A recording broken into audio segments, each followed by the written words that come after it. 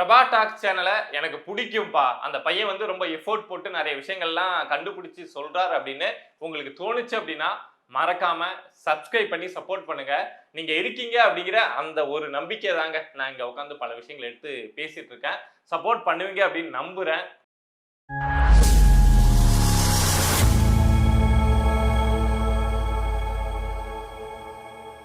அனைவருக்கும் வணக்கம்.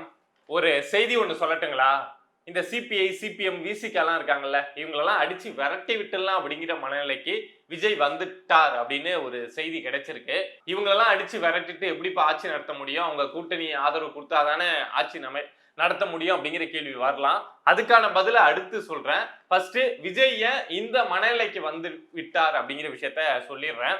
இவங்க ஆதரவு கொடுத்து விஜய்க்கு வந்து வெளியிலேருந்து ஆதரவு கொடுத்து அதிகபட்சமா ஒரு 10 நாள் தான் இருக்கும். இந்த 10 நாளுக்குள்ள பதவியேற்பு விழாவில் வந்து தமிழ்தாய் வாழ்த்து அந்த பாட்டு பாடப்பட்ட விஷயம், அதாவது 3ஆவதா பாடப்பட்டது அப்படின்னு சொல்லிட்டு என்ன புரோட்டோகால் அப்படின்னு தெரியும். ஆனா தெரிஞ்சே இந்த விசிகா, சிபிஎம், சிபிஐ எல்லாமே வந்து ஒரு அழுத்தம் அப்படிங்கிறத விஜய்க்கு கொடுத்தாங்க. அடுத்து விசிகா தலைவர் திருமாவளவன் எங்க போனாலும் என்ன ஒரு விஷயத்த சொன்னார் அப்படின்னா, தமிழ்நாட்டுல பிரசிடென்ட் ரூல் வந்துடக்கூடாது அப்படிங்கிற ஒரு காரணத்துக்காக தாங்க நாங்க வந்து ஆதரவு தெரிவிச்சோம். மற்றபடி விஜய் வந்து பாஜகவோட பி டீம் அப்படிங்கிறதுல நாங்க உறுதியா இருக்கோம் அப்படின்னு சொல்லிட்டு திருமாவளவன் சொன்னாரு.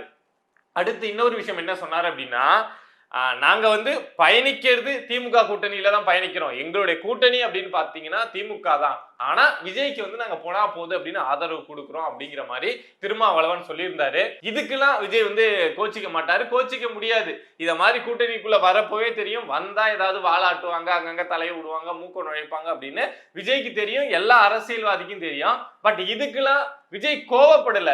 ஆனா மனசுக்குள்ள இவங்க எல்லாம் இப்படி பேசுறாங்க, ஏதோ வன்மத்தை வச்சுக்கிட்டு தான் நம்ம கூட பயணிக்கிறாங்க அப்படிங்கிற விஷயம்லாம் விஜய் அவருடைய மைண்ட்ல இருந்திருக்கும்ல. சோ இந்த சூழல்ல தான் ஆதவ் அர்ஜுனா வந்து அவருடைய விருப்பம் ஒண்ணு தெரிவிக்கிறாரு. என்ன அப்படின்னா, அதிமுகவினர் வந்து தாவேகாவுடைய அமைச்சரவையில இடம் பெற்றா அது நல்லா இருக்கும் அப்படின்னு சொல்லிட்டு ஆதவ் அர்ஜுனா அவருடைய விருப்பத்தை தெரிவிக்கிறாரு. உடனே பொத்துக்குள்ள இருந்த பாம்பு வெளியில வந்த மாதிரி சிபிஐ, சிபிஎம் வந்து வெளியில மூக்க நீட்டுறாங்க. என்ன சொல்றாங்க அப்படின்னா, அதிமுக நபர்கள் தாவேகா அமைச்சரவையில் இடம் பெற்றால் நாங்க ஒரு 10 நாளைக்கு முன்னாடி ஒரு முடிவு எடுத்தோம்ல, வெளியில இருந்து தாவேகாவுக்கு ஆதரவு அப்படின்னு சொல்லிட்டு, சோ அந்த முடிவை மறுபரிசீலனை செய்வோம் அப்படின்னு சிபிஐ, சிபிஎம் சொல்றாங்க. என்ன சொல்றாங்க அப்படின்னா, அதிமுக நபர்களுக்கு வந்து நீங்க அமைச்சரவையில இடம் கொடுத்தீங்க அப்படின்னா நாங்க உங்களுக்கு ஆதரவு தெரிவிக்க மாட்டோம் அப்படின்னு சொல்லியிருக்காங்க. இவங்க இப்படி சொல்லியிருக்காங்க அப்படின்னா, நம்ம திருமாவளவன் தான் எப்பொழுதுமே ஒரு குழப்பவாதியாச்சா, ஏதோ டிப்ளமேட்டிக்கா பதில் சொல்றோம் நம்மளாம் சொல்றோம்னு நினைச்சுக்கிட்டு மக்கள்லாம் முட்டாள்னு நினைச்சுக்கிட்டு பதில் சொல்வார்ல. சோ அதுக்கு திருமாவளவன் என்ன இப்போ ஒரு பதில சொல்லியிருக்காரு அப்படின்னா, அதிமுக நபர்கள் வந்து தாவேகா அமைச்சரவையில் இடம்பெற மாட்டாங்க அப்படின்னு சொல்லிட்டு என்கிட்ட அவங்க சொல்லியிருக்காங்க அப்படின்னு சொல்லிட்டு திருமாவளவன் சொல்லியிருக்காரு. அதாவது உள்ள வரமாட்டாங்க, அதிமுக நபர்கள் உள்ள வரமாட்டாங்கன்னு தாவேகா சொல்லி இருப்பதாக திருமாவளவன் சொல்றாரு. இவர் இன்டைரக்டா என்ன சொல்ல வராரு அப்படின்னா, ஒருவேளை வந்தா சிபிஐ, சிபிஎம் என்ன முடிவை எடுக்கிறாங்களோ அதே முடிவை தான் நாங்களும் எடுப்போம் அப்படின்னு சொல்லிட்டு திருமாவளவனும் இன்டைரக்டா அதை தான் சொல்லியிருக்காரு அப்படின்னு தான் நம்ம புரிஞ்சுக்கணும். நான் ஆல்ரெடி சொல்லியிருக்கேன், விசிகாவெல்லாம் நம்புறது வந்து பாம்பை பக்கத்துல உட்கார வச்சுக்கிட்டு இது கொத்தவே கொத்தாது அப்படின்னு விஜய் நம்புற மாதிரி அப்படின்னு சொல்லியிருக்கேன். சோ அது நம்ம சொன்னப்போ இல்ல மற்ற ஊடகங்கள் பேசினப்போ தமிழக வெற்றி கழகத்துக்கு புரிஞ்சுதா இல்லையான்னு தெரியல. பட் ஒரு 10 நாள்ல புரிஞ்சிருச்சு. சோ இவங்க இப்பவே இத மாதிரி டிமாண்ட் வைக்கிறப்போ, இப்பவே இத மாதிரி அழுத்தம் கொடுக்கிறப்போ, இன்னும் ஆட்சி தொடங்கி 10 நாள் முழுசா ஆகல, இப்பவே இப்படி பண்றப்போ நாளைக்கு இவங்களை நம்பி நம்ம சேத்துல நடக்க ஆரம்பிச்சோம் அப்படின்னா நட்டாத்துல விட்டுட்டு இவங்க கிளம்பிடுவாங்க. இவங்களை நம்ப கூடாது அப்படிங்கிற இடத்துக்கு தமிழக வெற்றி கழகத்தோட தலைமை வந்திருக்காங்க. இவங்களை கழட்டி விட்டுட்டு அடுத்து என்ன, அடுத்து எப்படி போலாம் அப்படிங்கிற இடத்து அந்த முயற்சியை மேற்கொள்ள போறாங்க அப்படிங்கிறது தான் இப்பொழுதைக்கு வெளியாயிருக்கக்கூடிய செய்தி. உடனடியா ஒரு கேள்விகள் வரலாம். இவங்க மூணு பேரை இதுக்குள்ள வர வைக்க தாவேகா என்ன பாடுபட்டாங்க, என்ன கூத்தாண்டாங்க தெரியுமா? ஆனா இப்ப திடீர்னு கழட்டி விடணும்னு நினைச்சா கழட்டி விட்ட முடியுமா? கழட்டி விட்டாங்கன்னா ஆட்சி கவுன்றாதா அப்படிங்கிற ஒரு கேள்வி வரலாம். அதுக்குதான் இருக்காங்களே அதிமுக எம்எல்ஏக்கள் வந்து 25 பேர் தமிழக வெற்றி கழகத்துக்கு ஆதரவு தெரிவிச்சாங்கல்ல. சோ அவங்கள முழுசா தமிழக வெற்றி கழகம் புடிச்சுக்கிட்டாங்க அப்படின்னா இவங்க என்ன 6 பேரு பெருசா, 25 பேர் பெருசா? இந்த 25ல 10 பேர் கழிந்து போனா கூட மிச்சம் இருக்க 15 பேர் இருந்தா கூட தமிழக வெற்றி கழகத்தால ஆட்சி அமைக்க முடியல.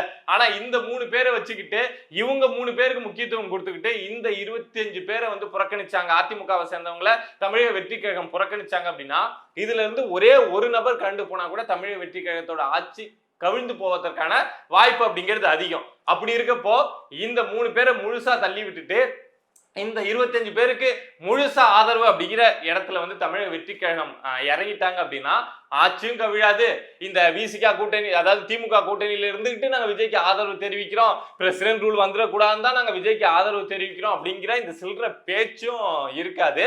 சோ தமிழக வெற்றி கழகத்துக்கு இவங்க 3 பேரை விரட்டி விட்டா வேற ஆப்ஷன் இல்லையா அப்படின்னா இருக்கு.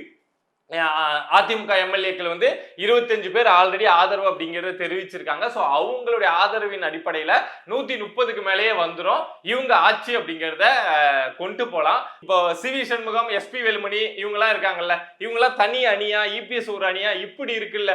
இப்படி இல்லாம அதிமுகவை ஒன்றிணைச்சு அதிமுக எங்களுக்கு ஆதரவு கொடுக்கணும், செங்கோட்டையன் அவர்களுக்கு என்ன பண்ணும் அப்படின்லாம் தெரியும். இப்போ அதிமுகவுக்குள்ள இந்த அளவுக்கு பிரச்சனை போறதுக்கு, அதிமுக வந்து தாவேகாவுக்கு எதிராக நிக்கிறதுக்கு முக்கிய காரணம் என்ன அப்படின்னா, அதாவது அதிமுகனா இபிஎஸ் அதிமுகவை சொல்றேன், முக்கிய காரணம் என்ன அப்படின்னா இவங்க வந்து டைரக்டா இபிஎஸ் பொதுச் செயலாளரை அப்ரோச் பண்ணி இந்த மாதிரி எங்களுக்கு ஆதரவு கொடுங்க அப்படின்னு கேட்கல.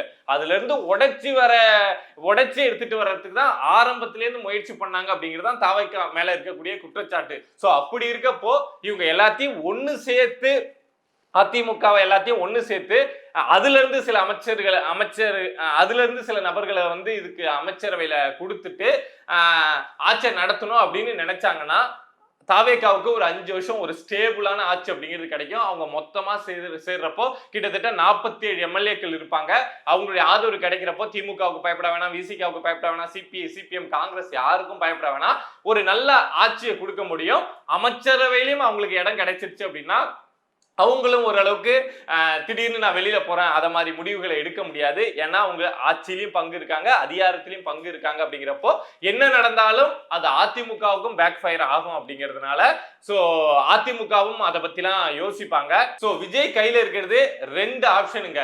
ஒண்ணு என்ன அப்படின்னா இந்த விசிகா, சிபிஐ, சிபிஎம் எல்லாம் தட்டி விட்டுட்டு அதிமுக ஆதரவு எம்எல்ஏக்களோட நம்ம ஆட்சியை கொண்டு போறோம், அவங்களுக்கு நாங்க அமைச்சரவையில இடம் கொடுக்குறோம் அப்படின்னு நகர்ந்து போகிறது.